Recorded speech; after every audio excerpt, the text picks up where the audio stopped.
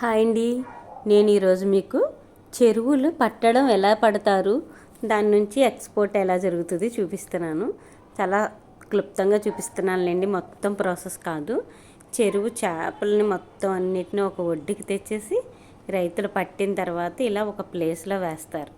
ఒక చోట వేసిన తర్వాత వీటిని సైజు వారుగా గ్రేడింగ్ చేస్తారన్నమాట. పెద్దవి చిన్నవి అలా గ్రేడింగ్ చేసిన తర్వాత వాటిని తూకం వేసి ఆ తూకం ప్రకారంగా ఎక్స్పోర్ట్ చేసేవాళ్ళు కొనుక్కుంటారు వీళ్ళ దగ్గర.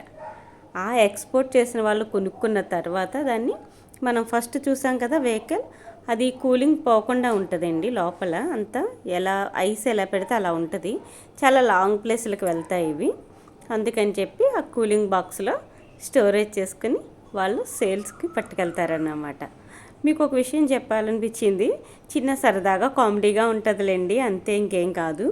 సరదాగా ఇప్పుడు చేపలు ఏమనుకుంటాయి, అరే నిన్నాళ్ళు మంచిగా మేత పెట్టి శుభ్రంగా పెంచారు, ఇప్పుడు ఎందుకురా మా ప్రాణాలతో ఆడుకుంటున్నారు మీరు అనుకుంటాయి కదా.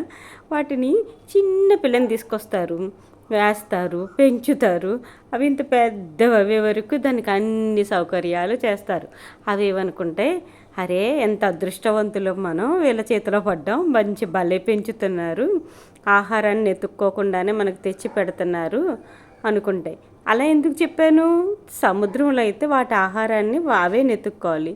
ఇలా చెరువులో పెంచేటప్పుడు వీళ్ళవి మంచిగా బలంగా పెరిగితే వెయిట్ ఎక్కువ వస్తే రేటు బాగా వస్తుంది కదా అని చెప్పి చెరువులో బాగా మందులేసి మంచిగా పెంచుతారు కదా. అలా అంతా పెంచిన తర్వాత ఇప్పుడు ఇది అన్సీజన్ కదా, బోట్లు కట్టేస్తారు. ఆ బోట్లు కట్టినప్పుడు సముద్రం నుంచి ఏవి రావు ఫుడ్. ఇలాంటి టైంలో వీళ్ళకి మంచి సీజన్ అన్నమాట. వీళ్ళేమో మంచిగా ఇప్పుడు పట్టేసి వాటిని అన్నిటినీ అది చూసారా, నేను అన్నట్టు ఆ చేప మాట్లాడుతున్నట్టు యాక్ట్ చేస్తున్నాడు మా అబ్బాయి.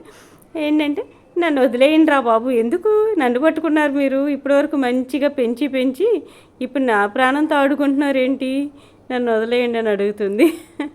అంతే కదా, వాటికి అలాగే అనిపిస్తుంది కదండి. ఏమంటారు? ఓకేనా? బా